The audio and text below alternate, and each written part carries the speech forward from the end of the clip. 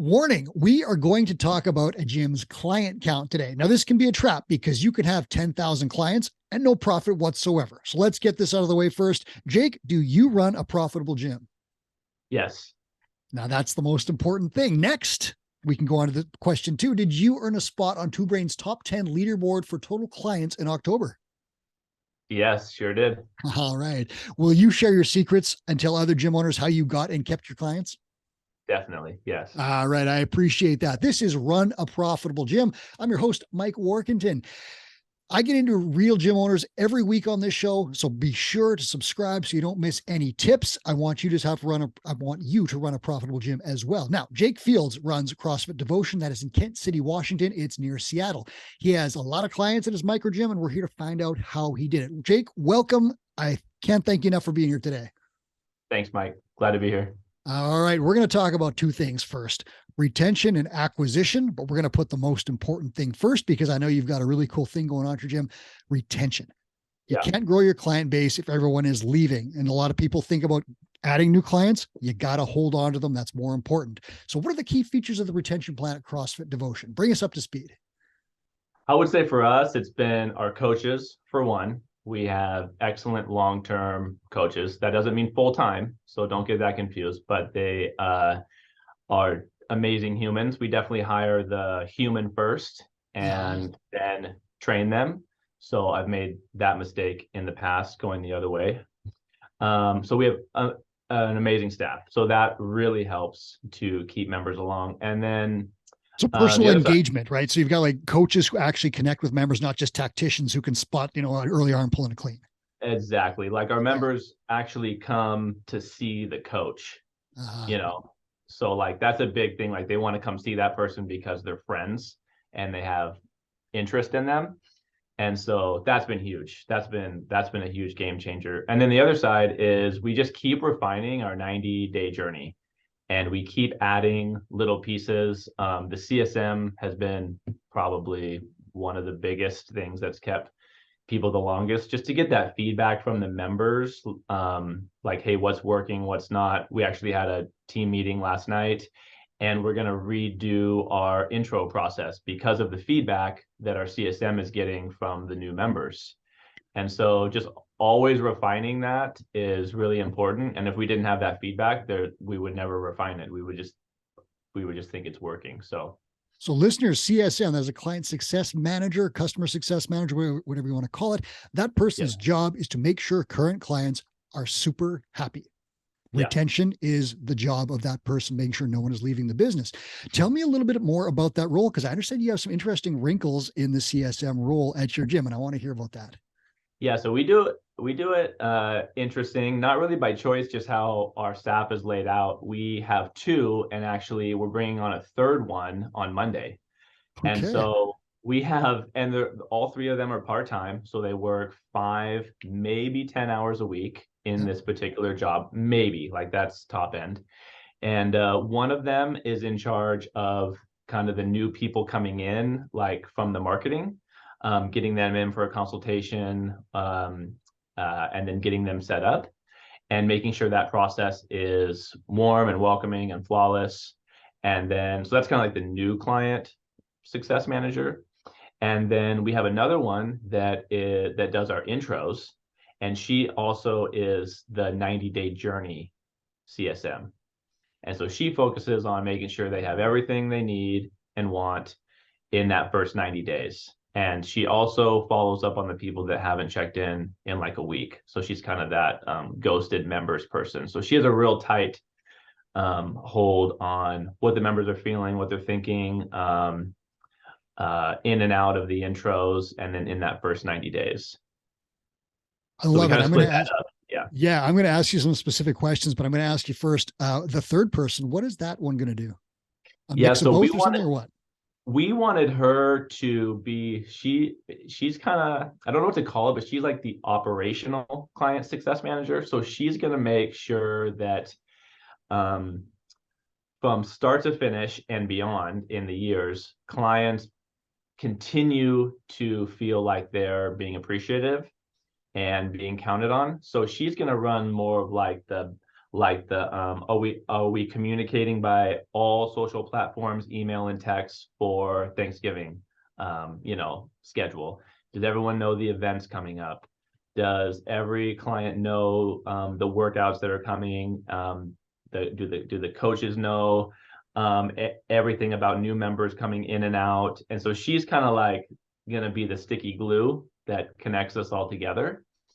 And so, and of course, like maybe in a perfect world, that'd be like maybe all the same person, but we've just been so blessed with multiple awesome people that could do it part-time. So if anyone's thinking they need to hire, like, pay someone's salary to do this job, you just, again, just find some really awesome people with 5 hours that are really good at this particular thing. And you can run it that way. And we're doing it really successfully.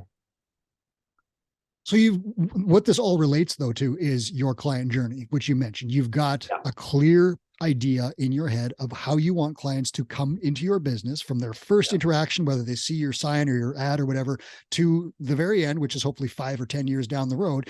But you know everything about the client journey. And you know that in the first 90 days, everything you do to make that experience better is going to increase your retention. Stats bear that out. Like we have that data. We know that the first 90 days are critical to success.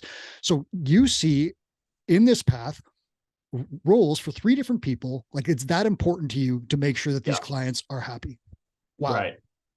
Yeah. I mean, the third person we're bringing on for the long term, I mean, 300 members, is a lot of members, or getting close to there. And so it's a lot of people to take care of. So having someone on the front end, and then having someone in that beginning 90 days, and then making sure the people that have hit 1,000 classes or 5 years or 10 years are still being appreciative.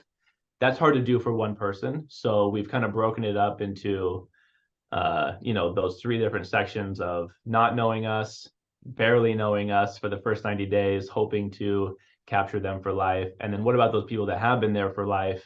How do we still continue to appreciate them? So there's an interesting thing here. Chris Cooper has often talked about 150 members as a real sticking point for a gym. And it goes back to even like human social groups, where 150 is kind of that number where it's like, I know about 150 people, and at 200, you don't really know anyone, right? Gyms often fracture. And I found it very difficult when I got to 150 members to know everyone and connect with everyone.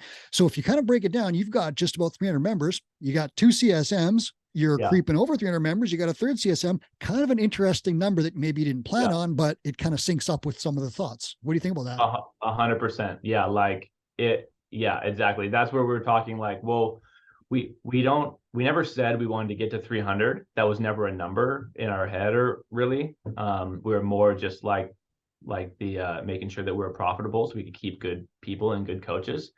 But ever since we started implementing these new CSMs, like less people are leaving, more referrals. And so we're just growing a lot more that way. So yeah, I definitely think now we add another person, we could easily get to 350 and still not have the wheels fall off. So you mentioned a couple of important things. You've added these people, but you're seeing a return on investment through referrals and increased length of engagement, correct? Correct. Yeah. Yeah. Was it pretty obvious when you added this stuff in? Like when you put these roles and responsibilities and people in place, did you see numbers changing quickly? I would say yes, like quickly as in 6 months to a year quickly. So yeah, definitely. And it's the feedback. Zan, our gal that does Zan and Ari, they do the intros and she does the client follow-up. She's so good at getting feedback, and then we just have to be humble enough to be like, yeah, we need to change that, and then make that change. And so when people see you doing that, I think that goes a long way. And she's really good about bringing that feedback to us. And so just trying to adapt. People are in a different spot than they were 5 years ago. They're coming in differently, so it's good to have that feedback. And if one person was doing that, I don't know if they would have the capacity to do that, with bringing in new people, doing the intros, making sure the new people are good, and making sure that 8-year members are getting a cool t-shirt. Like that's a lot. That's just too many for one person. And let's be real. How many of us make this mistake? I am guilty of this, of having your long-term members, who are your most valuable members, who have given you tens of thousands of dollars, and taking them for granted. It sounds horrible to say, but you sometimes do it, right? all the time, literally Because they every day. become like, they're like the furniture in the sense that like they're Yeah, always there. They're always working out. They always supported you. And you're just like, oh, Tim will always be here. But if yeah, he won't, if you don't show your appreciation, and why give a new toaster to the person who opens a bank account when the existing customer doesn't get one? You know? exactly. Yeah. Yeah, and we've learned that lesson the hard way, and so that's why I'm so excited about this new person, because I want to just really surprise and delight our old members that really they're not really expecting it. Like, I mean, I've been with Two Brain for a lot of years, and I'll get random things in the mail. I mean, and I'm just like, wow, 5 years later, I got this cool shirt, cup, backpack. And it's like they still like really care about us. So definitely just that surprise and delight to the old members is going to go a long way. And listeners, I'll give you one thing to do right now. If you have 5 minutes, you should send 5 texts to 5 clients and tell them why you appreciate them. Pick any 5 and just do that right now, and it will increase your retention. Guaranteed. Do that. Mm-hmm. Now we're going to talk about a couple of, retention is so important. You can't bypass on this one. Why I wanted to put it first, but the other side of it is acquiring clients. So you hinted at some referrals and some stuff. Where are you getting all these clients from? And then you've got your sticky trap where they stay in the gym, but where do they come from? Yeah, we have an excellent marketing guy. Like, he loves Google ads and Facebook ads. Mm-hmm. So he loves it. Like, he loves the follow-up process. He Yeah. loves the making the ads and stuff like that. So, and he shines at it. He loves sales. He loves to make sales friendly and non-slimy. He's just really good at that connection piece. And so mostly Facebook and Google ads. And then every quarter we do a bring a friend week. Uh-huh. And so they can come the whole week for free. And we get a lot of referrals that way, especially when it's scheduled like that. We get a lot of referrals. But yeah, mostly Facebook, Google, and then with like transformation challenges and stuff like that. But and then of course those four times a year we do that bring a friend week that's really popular. So you've obviously got a clear marketing plan that involves some paid advertising, Yep. but it doesn't just involve paid advertising, because your best source of clients in most gyms is going to be your current clients, because they know, like, and trust you. They have kids, friends, family members, coworkers, hobbyists, all the other stuff. So I want to dig into the Bring a Friend week a little bit. Yeah. I'm guessing that's not just a, hey, bring your friend, we'll make them vomit and then hope they join. I bet there's some structure around that. Yes, definitely. Yeah. The programming is always like super fun, Mhm. not complicated. We used to do bring a friend week where we'd really bring it down a notch and do like body weight stuff all week. But then we weren't really that wasn't the actual product people would be getting. Sure. So we kept the lifting and kept all the CrossFit in. We just kind of brought it down a notch. And so they still knew that we lifted weights and went heavy and went fast. And so yeah, we basically do a week at the end of the quarter, and they can come all 7 days for free. And then if they sign up during that week, we give them a little bit of a first month bonus, like with a welcome box and like t-shirt Nice. and things like that. So we don't want to discount our price, but we want to upgrade them through different things, and then get them into our intro classes. That's a big deal. Discounts can kill gyms, but bonuses don't cost gyms a ton of money, but they have a huge effect on clients. So if you're thinking Yeah. about discounting, you might want to look at, what can I give a client to add value that doesn't equal a discount that will bite you later on? Chris Cooper has written about this on the Two Brain blog, and I'm going to put in the show notes a link to an article that talks about selling with bonuses.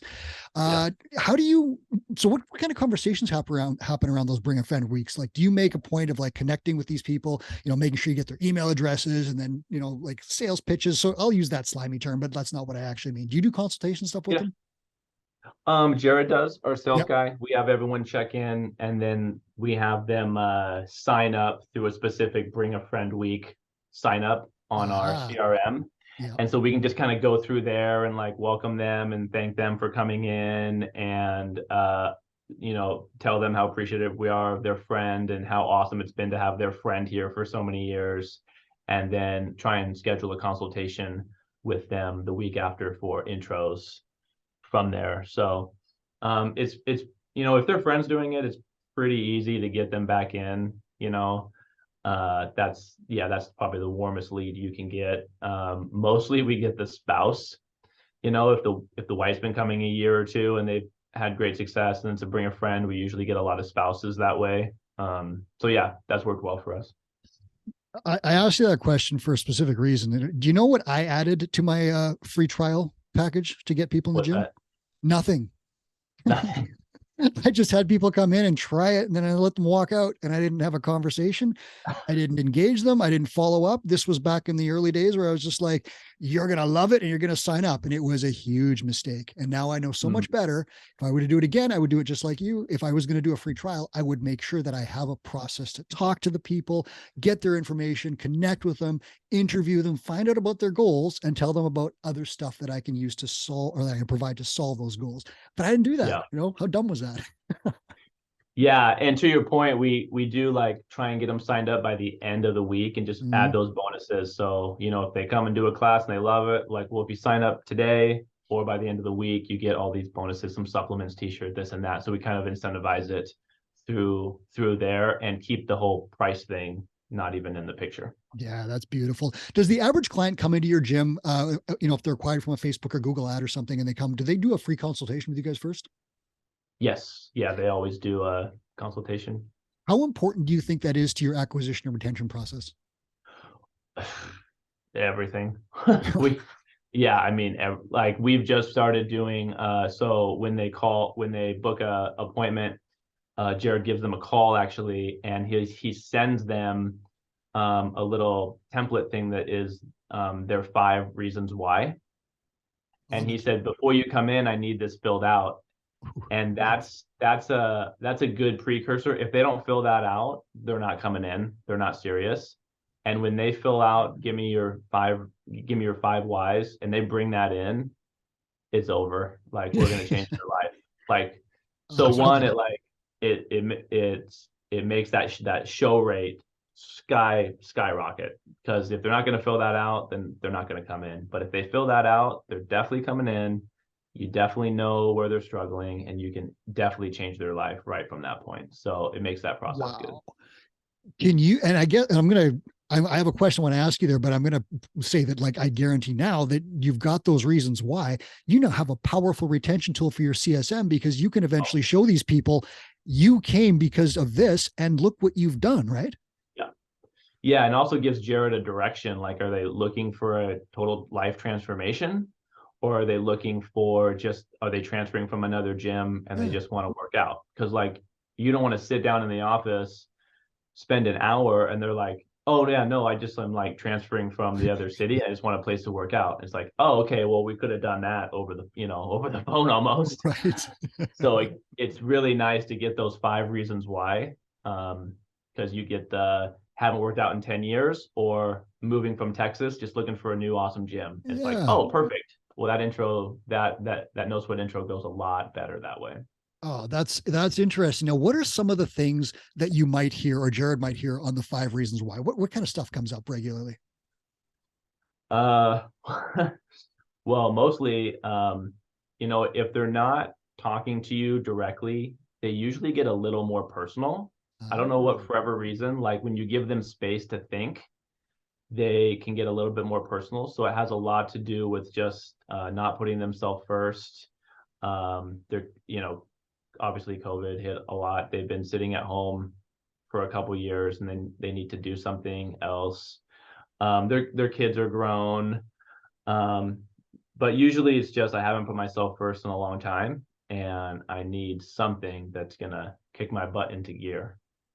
Holy Fran, right? Like, that is some leverage in a sales meeting, right? Oh my gosh. Yeah. It's a game changer. Yeah. Yeah. Cause, like, all of a sudden, rather than saying you should sign up for this thing, you can say, if you sign up for this thing, you are going to accomplish this powerful emotional thing that you want to accomplish. Right. Like, it must give Jared just like all the tools in the toolbox. Everything. He knows exactly where to talk to, exactly what program might fit best for them. There's no wasted time or space into different things. Most people are coming in pretty deconditioned from the last couple of years. And so personal training is obviously through the roof right now, just because they don't feel comfortable going into a large class. And so, yeah, it just gives him everything he needs to know in that consultation to give them the best ability to pick the right plan so they'll stay around a long time. I'm going to hammer this point because I do. Every successful gym owner that I speak to has systems and procedures. You clearly have a retention system. You know your client journey. You have a sales procedure. Did you ever run this gym without that stuff? Like back in the day, were you kind of doing it by the seat of your pants? Like for the first 10 years, like, good at whatever. Yeah.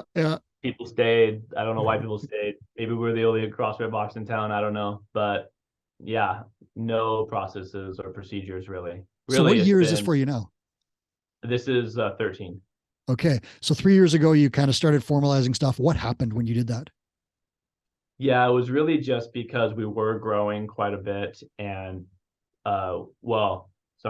we weren't growing, but we were getting lots of people in. Uh-huh. So it was like, this is weird. Like what's kind of one going in, on one there? out. Yeah, there was like 2 years in a row, we were basically exactly the same. And I was like, that's weird because we do a lot of onboarding. So like something's not right. Yeah. So yeah, just getting that CSM there, having people reach out, making sure everyone's good. That has been just a huge game changer. And then just making sure, people that did need a full transformation, maybe they were just being put into class and we didn't really know because they didn't know what we offered. So sitting down and just showing them the menu, like, hey, from what your answers are, I think this is your best bet. That was just huge for them. Huge for the gym too, like huge for them. They get exactly what they need. You get increased revenue. It's a big deal. Do you remember what that number was 3 years ago that you were stuck at when it was kind of that one in, one out, not, just puttering along?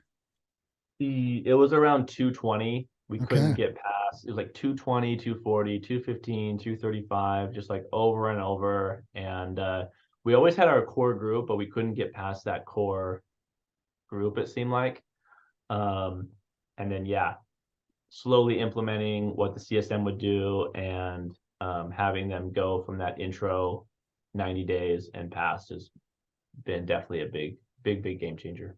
So 3 years ago, stuck at a number and obviously, kind of leaving revenue on the table. If people are leaving all the time, you're doing all this onboarding, but they're not staying, or someone else is leaving while you're doing that. But 3 years ago, you put structures, systems, and procedures in place, and all of a sudden, look what happens. Have I got that right? Yeah. I mean, it's all about giving the member or client the best experience possible, and we weren't. So we've just been slowly 1% trying to be like, okay, how can we dial that in a little bit more for the member? Not even to make our job easy, even though it did. How can we make their life easy? How can we make it more digestible for them to come in, get through their 90 days, feel comfortable? And so, and in turn, it's made our life so much easier. Yeah. And the reason I hammer this is that no successful gym owner from our leaderboard who has come on this show has yet said to me, I did it without systems and procedures and policies. No one said that. It's always comes down to that. Whatever they are, it's always that, Always. Yeah, for sure. I wish I would have done that a long time ago. Oh, me too. Back in 2010, I think I'd be retired by now if I had. For sure. I can only imagine the amount of members we lost for really no good reason. Like literally no good reason. Just like, well, you never called me. Add the members times the months times the years and times your average revenue per, the monthly rate or whatever. And you start looking at some 6-figure numbers pretty fast, and it's horrifying. Yeah. I don't want to do that. I did it. It was not a pleasant experience, my friend. We got into 6 figures and I just put my head in my hands and, drove my 2008 Honda Civic to, buy a bottle of beer. But anyways, that's why we're here. Run a Profitable Gym is the name of the show. And we're trying to help people avoid the mistakes that we made. And so I'm telling you guys, retention, sales, systems, put them in place. Let's close this out. You've got a great member total now. What's your focus at this point? Are you looking for even more people? Are you looking for higher ARM, like average revenue per member, increased length of engagement? Like what are your metrics goals right now? Our metrics would definitely be ARM. Average revenue per member, drive that up. Yes. But Yeah, I guess it's kind of a tie. We definitely want to keep these people a long time. We don't really have any growth goals because we think that taking care of the first two, the arm and the leg will kind of take care of the membership count. So we don't really have any specific growth goals as of right now, but definitely length of engagement would be high for us right now. And getting our CSMs just so dialed in. So every member, whether you're day one or year 10, you feel like special and the same, and make sure no one's left out. And that's pretty easy at 100, really hard at 300. So that's definitely going to be the next hurdle coming up, is as we grow, it's just going to be tougher and tougher to make sure everyone feels good and special and part of the team at the gym. So that's definitely where our heads are at. But you've got staff people in place who have specific roles and tasks and duties to do that. Yeah. So you're going to be further ahead than someone who's like, wow, I've got 300 members and no people who know what to do here. Yeah, for sure. Yeah. Listeners, the secret to a high client total is retention and acquisition, but mostly retention, right? If they leave, it doesn't matter. You have to keep your clients. You would do really well right now if you're listening to the show, looking to add clients. What can you do to keep your current clients? Look at that first. After that, check out those marketing, sales systems, and so forth, because those are important too, but they're not important if you're pouring people into a leaky bucket and they're coming out the bottom. Jake, Thank you so much for sharing all this info. I love talking to successful gym owners who are happy and willing to share their knowledge with other people. Thank you. Yeah, Mike, no problem. Anytime.